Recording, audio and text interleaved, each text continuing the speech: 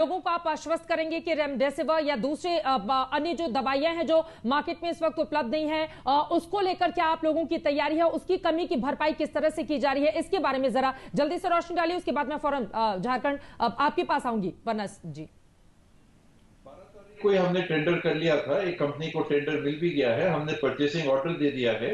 वो कंपनी आगे पीछे कर रही है अभी भी सप्लाई के बारे में। हर तरीके से हमारे अधिकारी उनके डायरेक्टर्स, मैनेजिंग डायरेक्टर से संपर्क में है कि आप जो कमिटमेंट आपका था कि आप इस हफ्ते से इतनी इतनी दवाई उपलब्ध कराएंगे, प्लीज उसको फुलफिल करिए।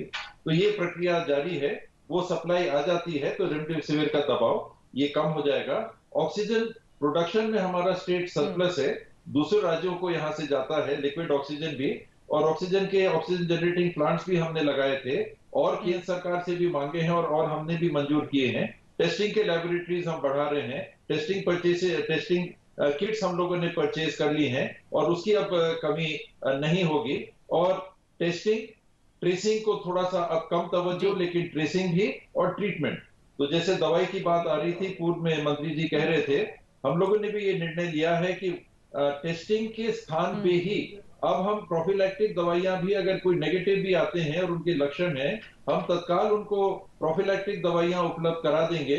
और आरटीपीसीआर टेस्ट में देरी ना हो, लेकिन अगर देरी भी होती है तो वो अलग होके और ये दवाइयां लेना चालू कर दें और टेस्टिंग में देरी ना हो। ये हमारा दूसरा टारगेट है।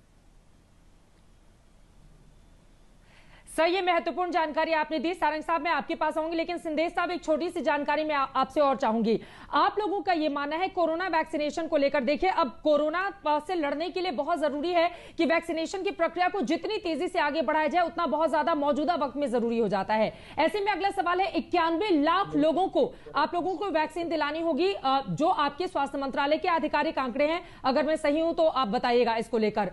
इसके साथ ही आप ये भी चाहते हैं कि कोरोना वैक्सीन को फ्री किए जाने को लेकर जो फंड है वो केंद्र सरकार आप लोगों को मुहैया कराए, लेकिन यूपी सरकार की ओर से तो खुद से निर्णय ले लिया गया है। उसका ये कहना है कि पूरे उत्तर प्रदेश में, जो सबसे बड़ा राज्य है देश का, उसने कहा है कि हम फ्री वैक्सीन देंगे। छत्तीसगढ़ इसको लेकर तैयार क्यों नहीं दिखता?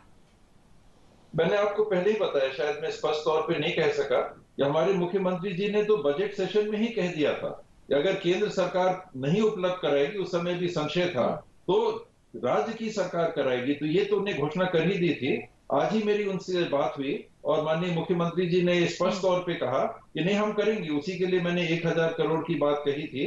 हम अपने तरफ से परचेस ऑर्डर प्लेस करेंगे। जैसे ही मुख्यमंत्री जी की औपचारिक सहमति आ जाती है, हम पत्र भी उनको भेज दे रहे हैं।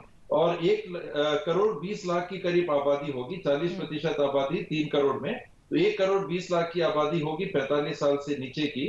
और वैक्सीनेशन की भी बात आती है। चित्रा जी, बस एक ये ग्राफ में दिखाना चाह रहा था, मैंने इसीलिए रख लिया था। आप देखेंगे कि छत्तीसगढ़ टॉप राज्यों में है परफॉर्मेंस में अभी तक, तो हम अभी भी पीछे नहीं रहे हैं।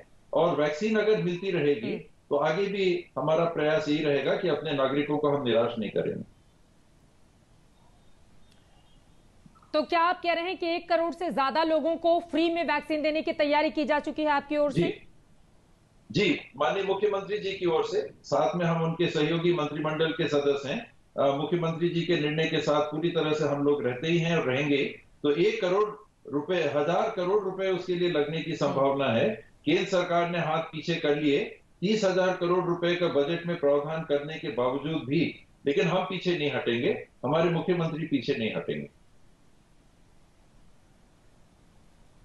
ठीक है, मतलब आप इसको लेकर केंद्र सरकार पर निशाना भी साध रहे हैं और आपका ये कहना है कि अपने राज्यों को लेकर आप लोगों की पूरी तैयारी है। अब मैं सीधे आपका रुख करते हुए यहां पर विश्वास सारंग जी, देखिए काफी ज्यादा महत्वपूर्ण हो जाता है मौजूदा जो वक्त है उसके मद्देनजर भी, और इसी के साथ ही सबसे पहले तो ऑक्सीजन की सप्लाई को लेकर जो सवाल खड़े हो रहे हैं, आप लोगों की इसको लेकर क्या है तैयारी? इसके बारे में किस तरह से आप मध्य प्रदेश के लोगों को आश्वस्त करेंगे? चित्रा, कोरोना के पूरे इलाज में ऑक्सीजन एक बहुत बड़ा एलिमेंट है, क्योंकि एक दवाई के रूप में काम करता है।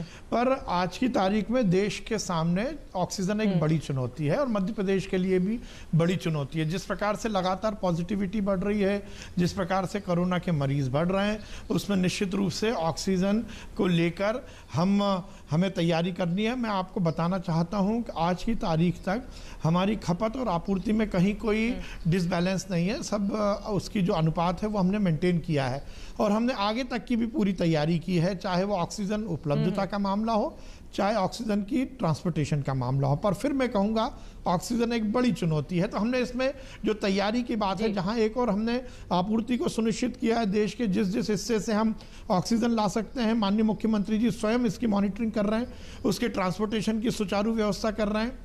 हमने ऑक्सीजन के टैंकर को एम्बुलेंस का दर्जा दिया है और ये सुनिश्चित किया है कि उसको हम ग्रीन कॉरिडोर बनाकर हम उसके टैंकर को लेके आते हैं, हम उसकी पायलटिंग करते हैं जिससे वो समयबद्ध तरीके से डॉक्टर्स तक, हॉस्पिटल तक पहुंच सके।